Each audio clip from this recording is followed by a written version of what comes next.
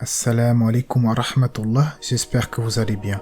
Allah nous enjoint à maintes reprises dans le Coran à réfléchir et méditer sur la création des cieux et de la terre.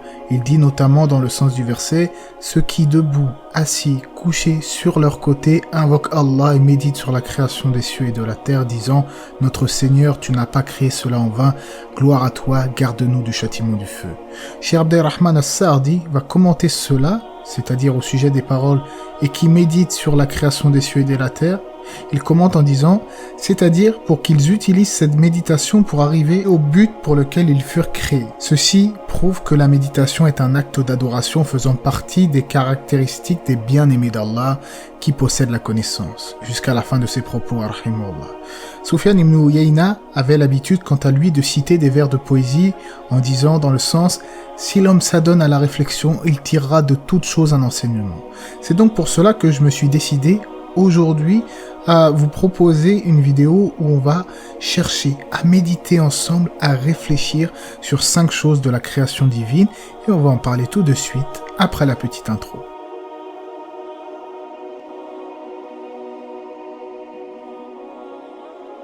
Ah l'homme, qu'il est ingrat quand même. Son créateur lui a tout donné, la vie, la subsistance. L'homme doit toute chose à Dieu, pourtant malheureusement il n'est pas reconnaissant. Parfois même, dans les cas les plus graves, il dénigre son créateur. Il dit par exemple, vous entendez souvent ce genre de propos, de toute façon Dieu n'a jamais rien fait pour moi. Ou bien, moi je crois que ce que je vois, etc., etc. Vous connaissez de toute façon ce genre de propos. Allah dit dans le Coran, dans le sens du verset, que périsse l'homme, qu'il est ingrat. De quoi Allah l'a-t-il créé d'une goutte de sperme? Il le crée et détermine son destin, puis il lui facilite le chemin, puis il lui donne la mort et le met au tombeau, puis il le ressuscitera quand il voudra. Il dit également dans le sens du verset, l'homme ne voit-il pas que nous l'avons créé d'une goutte de sperme et le voilà devenu un ennemi déclaré? En effet, est-ce que l'homme médite et réfléchit sur le fait qu'il n'y a encore pas si longtemps, il n'était rien, le néant total. Et maintenant qu'il vit, il ne cherche pas le but de son existence, il ne cherche pas la recherche de la vérité malheureusement. On va donc réfléchir ensemble sur certaines choses dont l'insouciance se détourne, à savoir, à titre d'exemple, l'anatomie humaine. En effet, notre Créateur nous a dit dans le Coran qu'il y a des preuves en notre propre création. Nous sommes dotés de 5 sens. Cela est connu de tous, certains diront « c'est logique », mais combien remercient leur Créateur pour cela? Au contraire, malheureusement, la plupart des gens aujourd'hui, on le voit, non seulement ils ne sont pas vraiment conscients de ces bienfaits, mais ils utilisent leurs membres dans des choses qui provoquent la colère d'Allah. Ils utilisent leurs yeux pour regarder des choses obscènes. Ils utilisent leurs mains pour consommer l'illicite, le haram. Ils utilisent leur langue pour dire du mal, mentir, calomnier, jalouser, blasphémer, etc., etc. Jamais pour dire de bien. Certains utilisent tout leur corps uniquement pour des choses néfastes. Au lieu de l'utiliser pour des bonnes choses, pour prier, pour travailler dans le bien, dire des belles paroles, remercier son créateur, non. L'homme, il n'a que faire de cela malheureusement, il ne médite pas, il ne réfléchit pas dans la plupart des cas sur la création de son propre corps. Mais si il se pose, il s'arrête, il réfléchit, il commence à méditer sincèrement sur son propre corps, déjà il va comprendre qu'en vérité cet organisme est si complexe, si élaboré qu'il ne peut être l'œuvre du hasard, mais il est plutôt l'œuvre d'un créateur bienveillant et omnipotent. Prenons les choses les plus évidentes. Nous avons des ongles au bout des doigts. Imaginez s'ils n'existaient pas. Ça serait problématique quand même. Déjà, ça serait sensible, il y aurait la saleté qui se déposerait. C'est un exemple qui peut paraître tout bête, mais c'est dans ce genre de petites choses que nous voyons la grandeur d'Allah. Pareil pour les paupières qui protègent de la poussière et des petites nuisances. Si nous n'avions pas de paupières, déjà ça serait pas esthétique et ça serait là aussi préjudiciable. Des exemples comme cela, on pourrait en citer à l'appel, mais je pense que vous m'avez compris. Chacun des membres de notre corps ont une fonction. C'est une source de réflexion pour nous afin de remercier Dieu et d'être reconnaissant. D'ailleurs, petite parenthèse, nous-mêmes en tant que croyants, en tant que musulmans, nous savons que lors des ablutions, lorsque nous faisions notre purification rituelle, eh bien c'est une expiation de certains péchés. Du coup, est-ce qu'on médite par exemple sur le fait que les péchés liés à certains membres de notre corps vont être expiés par les ablutions?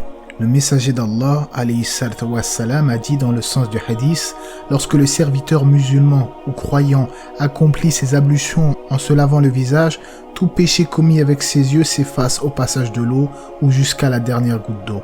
Lorsqu'il lave ses mains, tout péché commis avec ses mains s'efface au passage de l'eau ou jusqu'à la dernière goutte d'eau. Lorsqu'il lave ses pieds, tout péché commis avec ses jambes s'efface au passage de l'eau ou jusqu'à la dernière goutte d'eau, si bien qu'à la fin de son ablution, il sera lavé de tout péché, rapporté par Muslim. C'est-à-dire qu'il faut méditer, réfléchir non seulement sur la création, mais également dans nos actes d'adoration que notre Seigneur a légiféré pour nous. Parmi les sujets de réflexion sur la création, il y a bien entendu les animaux, de toute espèce possible, aux formes et aux couleurs variées. Certains nous servent à nous nourrir, d'autres nous servent à nous tenir compagnie. Ce sont, si je puis dire, nos petits compagnons. D'autres ont un rôle essentiel dans les écosystèmes, comme les abeilles. En réalité, chaque chose est à sa place dans cette création sublime. Même les créatures les plus mystérieuses, les plus anciennes, les plus intrigantes, elles ont été créées pour une juste raison, car rien n'a été laissé au hasard. Malheureusement, l'homme, de par le fait qu'il est ingrat, eh bien, au lieu de tirer des leçons de cela, de proclamer la grandeur de son Seigneur, il ne voit plus vraiment en les animaux quelque chose de merveilleux. C'est à peine s'il pense à Dieu lorsqu'il contemple la création. Pire encore, certains se posent des questions parfois étranges. Pourquoi Dieu a créé les cafards? Pourquoi Dieu a créé les dinosaures? Etc., etc. Vous vous rendez compte? L'homme, il vient d'arriver. Il arrive sur Terre, il s'installe, et il commence à questionner son créateur, subhanallah. D'ailleurs, l'homme, sa venue, elle est récente par rapport à l'échelle de l'univers. Ça fait pas si longtemps que ça qui vient d'arriver, et il commence à poser ce genre de questions. À ces gens-là, nous disons, ce n'est pas à vous de questionner votre Seigneur, c'est lui qui vous questionnera au jour de la résurrection. Allah dit dans le Coran, dans le sens du verset, « S'est-il écoulé un laps de temps durant lequel l'homme n'était même pas une chose mentionnable ?» Donc, comme nous venons de le voir à travers ce verset, l'homme n'existe que depuis peu, et avant, il n'était même pas une chose mentionnable.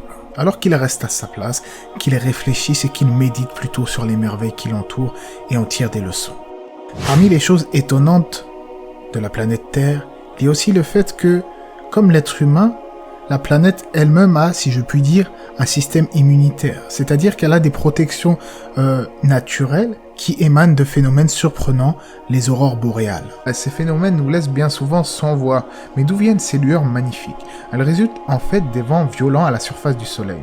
En effet, les vents solaires émettent de dangereuses particules sur la Terre qui, heureusement, est protégée par un bouclier, la magnétosphère.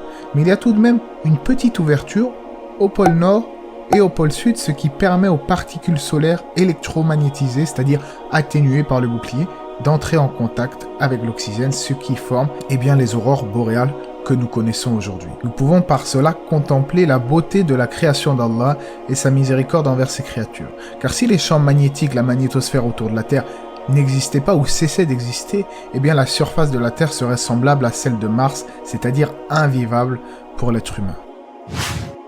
Comme le disait si bien Ibn al-Qayyim rahimahullah, médite comment, dans sa magnifique sagesse, Allah, pureté à lui, facilite, étend et prodigue à ses serviteurs ce dont ils ont le plus besoin. Plus ce besoin est grand, plus la chose est abondante et disponible. En effet, Dieu a mis à notre disposition les 4 éléments essentiels, la terre, l'eau, l'air et le feu. 4 éléments indispensables dans nos vies. La terre sur laquelle nous vivons, l'eau qui est la base de toute chose vivante et qui nous permet de boire, de nous désaltérer, de nous rafraîchir ou bien de nous purifier. L'air qui nous permet de respirer et enfin le feu dans lequel il y a maintes utilités pour les hommes, de quoi nous réchauffer, de quoi faire cuire notre nourriture, etc., etc. En sommes-nous vraiment reconnaissants? Allah a dit dans le sens du verset, « Et si vous comptiez les bienfaits d'Allah, vous ne saurez pas les dénombrer, car Allah est pardonneur et miséricordieux. » Et enfin, pour finir, est-ce que l'homme médite sur la beauté des astres ainsi que la densité colossale des espaces interstellaires? J'avais déjà proposé quelques vidéos sur ce sujet à l'échelle, bien entendu, à savoir de montrer un peu la petitesse effrayante de l'être humain par rapport à l'échelle du cosmos. Que dire alors du Créateur qui est encore bien plus grand que sa création? Cela nous montre à quel point nous sommes faibles, insignifiants et que nous avons besoin de notre Créateur. Et donc en conclusion, comme je le disais tout au long de cette vidéo, à nous de réfléchir, de méditer sur l'espace en se rappelant que toutes ces choses de la création sont l'œuvre du Tout-Puissant. Allah dit dans le Coran, dans le sens du verset, « Nous leur montrerons nos signes dans l'univers et en eux-mêmes jusqu'à ce qu'il leur devienne évident que cela, le Coran, est la vérité. » Ainsi, il est du devoir de tout un chacun de joindre l'utile à l'agréable. Par exemple, vous sortez en forêt, en montagne, que sais-je, vous sortez en famille, n'hésitez pas à perdre un seul instant pour méditer sur la création divine, afin déjà d'augmenter votre foi, de vous pousser à l'adoration et à reconnaître les bienfaits d'Allah qui sont innombrables. Allah c'est mieux, j'espère que cela vous aura été bénéfique, n'hésitez pas à vous abonner, que la paix et les bénédictions d'Allah soient sur le prophète, sa famille et ses compagnons.